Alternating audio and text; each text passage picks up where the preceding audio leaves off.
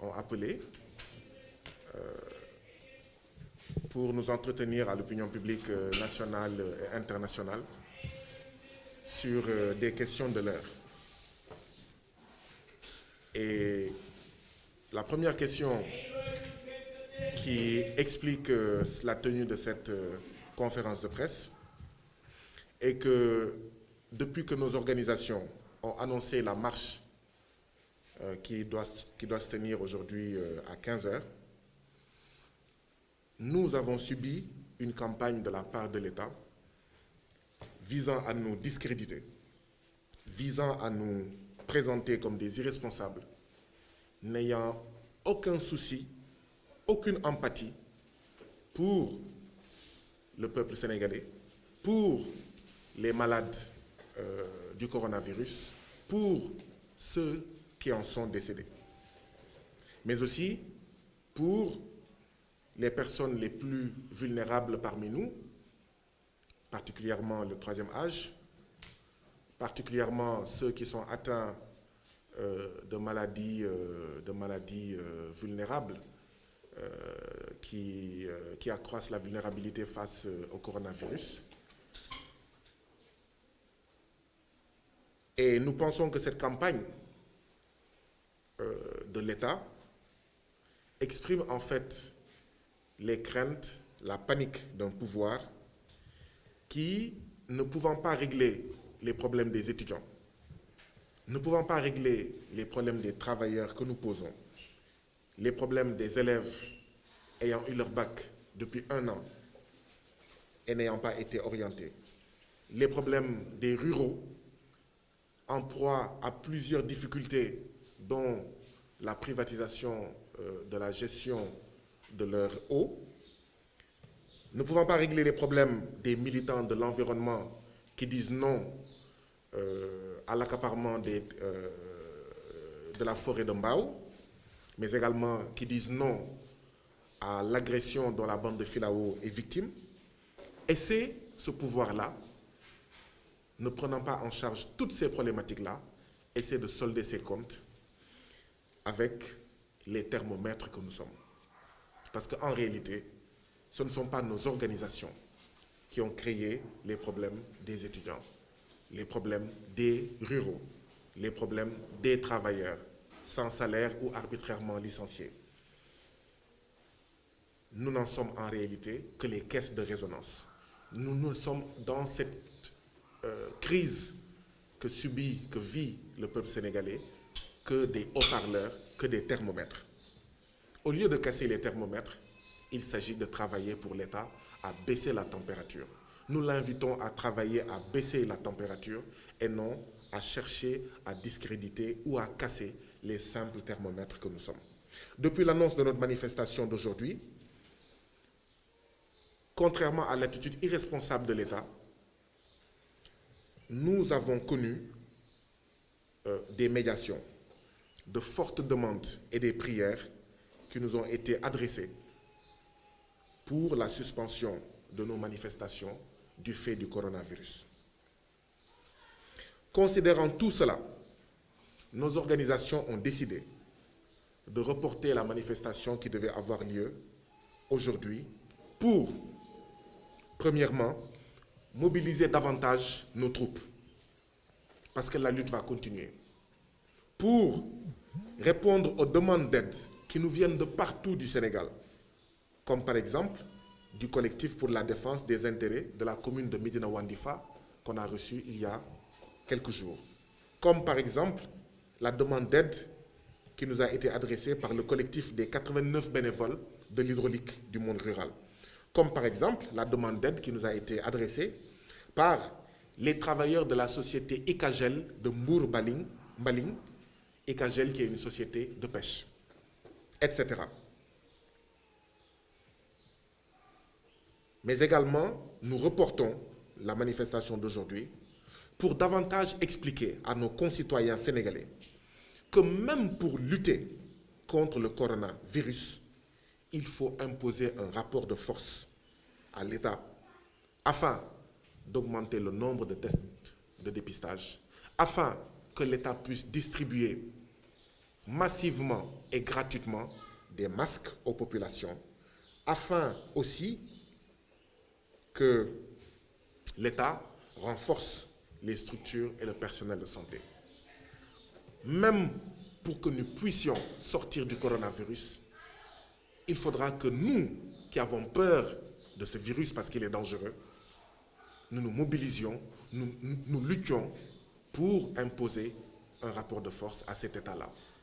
Parce que si nous continuons à être tétanisés et paralysés par notre crainte du coronavirus, ce coronavirus risque de durer longuement, longtemps ici, du fait de cette drôle de guerre que mène l'État sénégalais contre le coronavirus. Mais nous voulons aussi reporter la manifestation d'aujourd'hui pour expliquer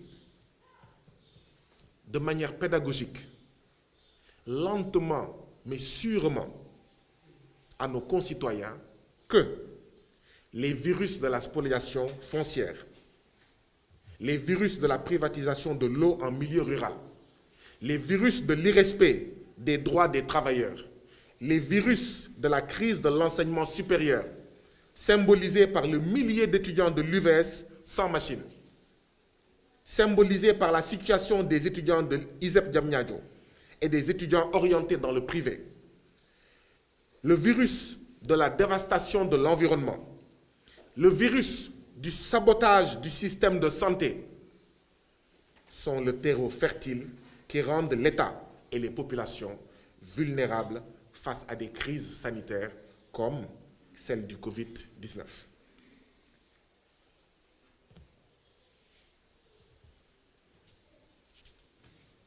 Voilà pourquoi nous avons décidé, chers concitoyens, de reporter la manifestation d'aujourd'hui. À 9h aujourd'hui, c'est-à-dire il y a 2 heures de temps, nous avons reçu du commissariat de police du Point E l'arrêté du préfet de Dakar interdisant notre manifestation d'aujourd'hui. Les motifs invoqués par le préfet sont 1. Risque de trouble à l'ordre public. 2. Circonstances exceptionnelles liées à la propagation de la Covid-19, particulièrement à Dakar. 3. Absence de garantie de la part des organisateurs, c'est-à-dire nous, relativement au respect scrupuleux des mesures barrières, notamment la distanciation physique, le port par chaque manifestation d'un masque homologué par les autorités sanitaires et la mise en place d'un dispositif de lavage des mains tout le long de l'itinéraire ainsi qu'au niveau des 3 haltes prévues. Je cite exactement les motifs invoqués par le préfet de Dakar. Nous rappelons que notre marche devait quitter la grande porte de l'université, passer par le lycée Seydou Nourou Tall, passer par la VDN, s'arrêter au niveau de Orange pour dénoncer l'augmentation par Orange de ses forfaits, puis partir au siège de l'UVS qui est à moins de 200 mètres, puis pour finir au niveau du ministère de la Culture. Quand le préfet dit, il n'y avait pas de garantie que pendant tout le long de ce trajet-là, nous n'avions pas mis en place un dispositif de lavage des mains tout le long de cet itinéraire, ainsi que 3 haltes prévues. Par 3 haltes prévues, il dit que nous devions avoir un dispositif de lavage des mains devant Orange, nous devions avoir un dispositif de lavage des mains devant le siège de l'Université virtuelle du Sénégal qui s'est transformé en université des vies sacrifiées des étudiants. Nous devions avoir un autre dispositif de lavage devant le ministère de la Culture où notre marche devait se terminer. Mais il ajoute, 4e motif d'interdiction de notre manifestation, risque de contamination de personnes et d'augmentation du nombre de cas communautaires dans le contexte sanitaire actuel en cas de grand rassemblement. Voilà les 4 motifs invoqués par le préfet de Dakar pour interdire notre manifestation. Pour nos organisations, quand nous écoutons le préfet de Dakar, on a l'impression que l'État semble vraiment préoccupé par la lutte contre le coronavirus. Nos organisations demandent à l'État, au président de la République, Macky Sall, 1. Pourquoi l'État ne nous écoute pas depuis le départ quand nous lui disons d'augmenter massivement le nombre de tests de dépistage? 2. Pourquoi l'État ne distribue pas gratuitement suffisamment de masques homologués, comme dit le préfet? Oui, il y a des masques homologués. Il invoque le fait qu'il n'est pas sûr que nous, en manifestant, nous aurons des masques homologués. Mais où sont les masques homologués de l'État? Dans quelle boutique vous avez vu l'État dire, si vous voulez des masques homologués, venez, j'en fais, voilà. C'est de l'hypocrisie. Mais nous disons, pourquoi l'État ne distribue pas suffisamment de masques, comme nous le répétons, comme nous l'y invitons depuis le départ, gratuitement aux populations? Et nous allons ajouter, à partir d'aujourd'hui, de masques homologués. Puisque c'est le préfet, donc le représentant de l'État, qui invoque les masques homologués pour interdire nos manifestations. À partir d'aujourd'hui, en plus de ce que nous disions, que l'État doit distribuer suffisamment de masques et gratuitement aux populations, nous allons ajouter masques homologués. Pourquoi l'État ne renforce pas de manière significative les investissements dans les structures de santé et soutenir le personnel de santé comme nous le martelons depuis le début?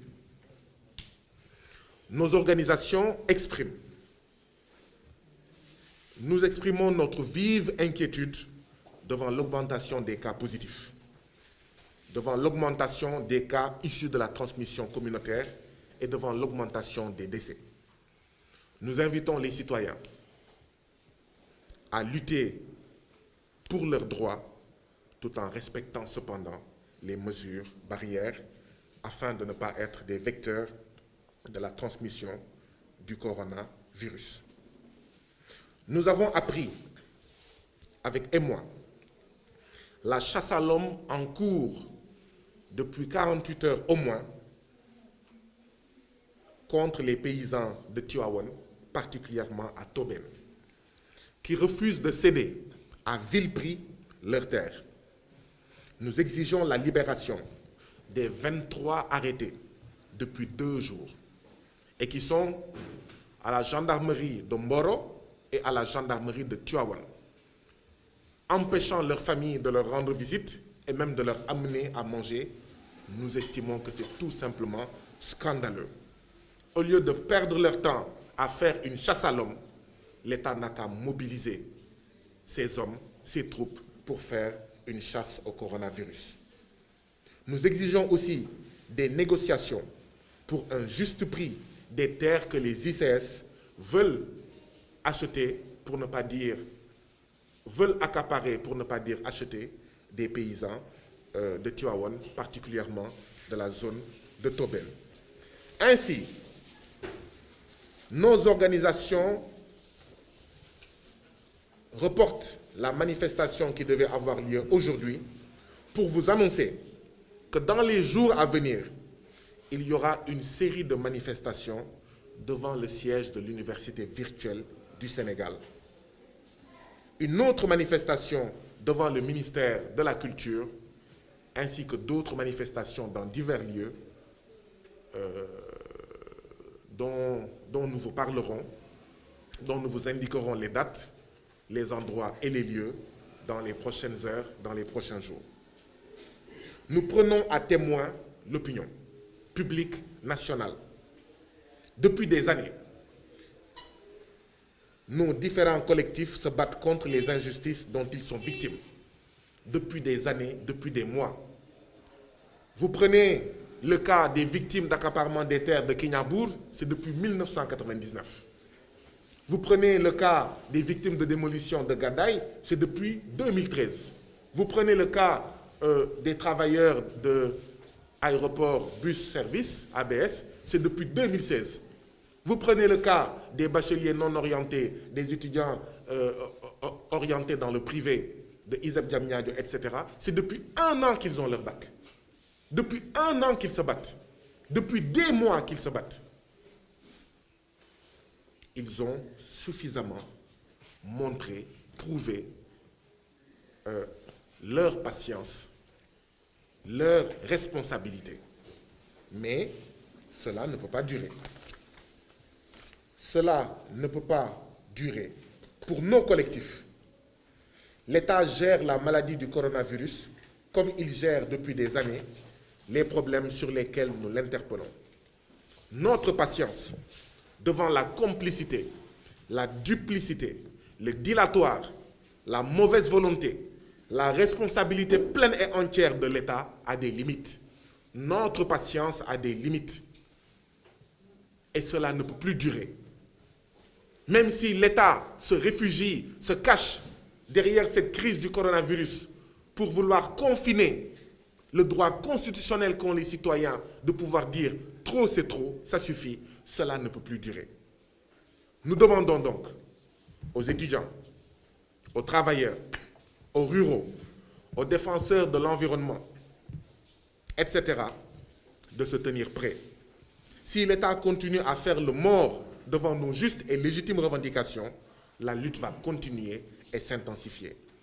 Les signataires de ce texte liminaire sont Collectif des travailleurs de PCCI, Collectif des travailleurs de ABS, Collectif des licenciés des autoroutes à péage, Collectif des victimes de Ndos Guerrero, Collectif des victimes de Gadaï, Collectif des victimes de Kignabur, Collectif pour la défense des intérêts de Djilakh, Rendo Bosseya, Collectif pour la protection des terres de Bambay, Union des jeunes réformistes de la zone nord, Collectif des étudiants victimes de AFIP Canada, Collectif des étudiants orientés dans le privé, Collectif des étudiants de ISEP Diamniadio, Collectif des bacheliers non orientés, Plateforme pour le développement durable de Mbao, Union du monde rural, Collectif des maraîchers de Worouaï, Collectif des animateurs